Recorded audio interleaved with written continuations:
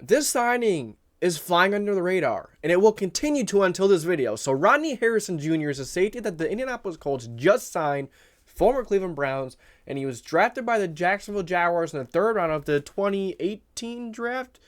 Yes, sir. So, first of all, I'd like to welcome you to the JDW Sports Talk Show, where every fan is welcome. If you enjoy Colts content, NFL content, this is the place for you. Promise you will not regret liking, subscribing, put in the post notification bell on so you don't miss any future videos. It's a great place to be. We're building an empire. It's a great community. It's just, you won't regret it. It'll be the best decision of your life. So, let's get into it. Ronnie Harrison, 2018 draft pick, 3rd round pick out of the Jacksonville Jaguars. He was with the Jaguars for 2 years. I don't remember if he was traded to or if he was released and the Browns picked him up, but he then went to the Browns from 2020 to 2022, played there for 3 years.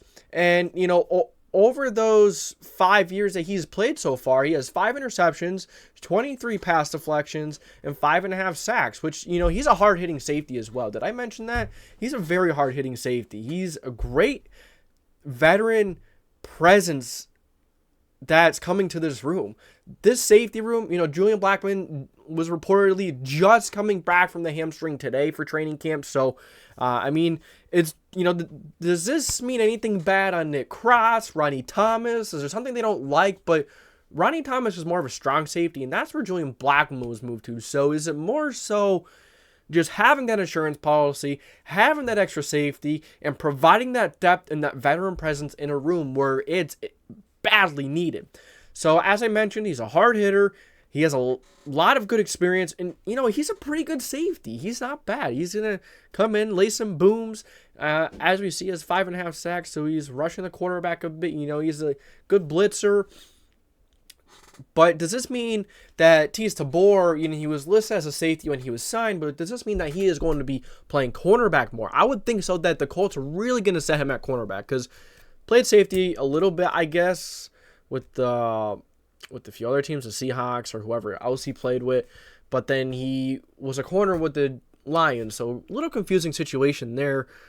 But what does this mean for Julian Blackmon? What does this mean for mainly Nick Cross, I think, as well.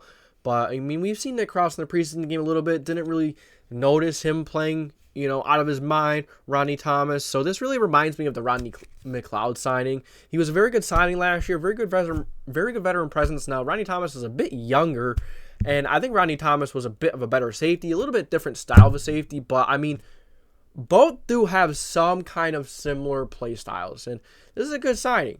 Good depth, good experience. It's a solid signing all around.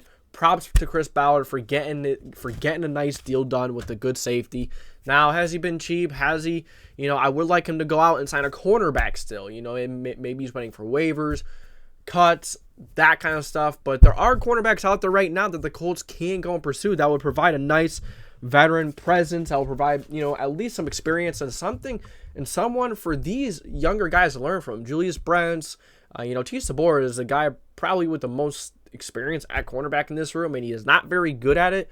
He's good at tackling, but other than that, he's not really the one with the most experience. You have Julius Brents, you have Darius Rush, Delez Flowers, Jalen Jones, but none of them have ever taken significant snaps at the cornerback position. You have Kenny Moore in the slot, but he's a slot guy. He's not really a boundary corner. So, Julius Brents, he had his ups and downs in the first preseason game. Darius Rush had his ups and downs. He got beat by Desmond Patman for a touchdown, but he also had that tip pick six. Really good awareness on that play. Props to him for paying attention and really keeping his eye on the ball, sticking with the play.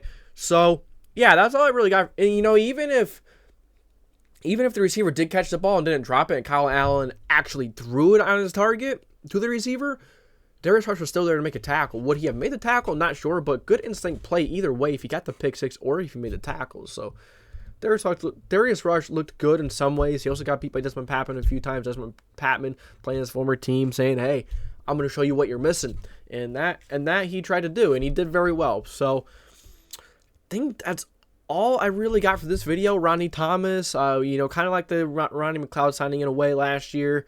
But, you know, the Colts still need to go look for a experienced cornerback. So that's all I got from me this video. Thank you for tuning in to the JDW Sports Talk Show, where every fan is welcome. If you enjoy Colts content, NFL content, if you like, subscribe, put the post notification bell on so you don't miss any future videos. Last but not least, before we get out of here, I want to give our members a shout out. We have Marshman Gunner and we have Red the Rat. Thank you for supporting the show. I also want everyone to know you don't have to. It's not like, you know, if you don't, it's not the end of the world. I promise you.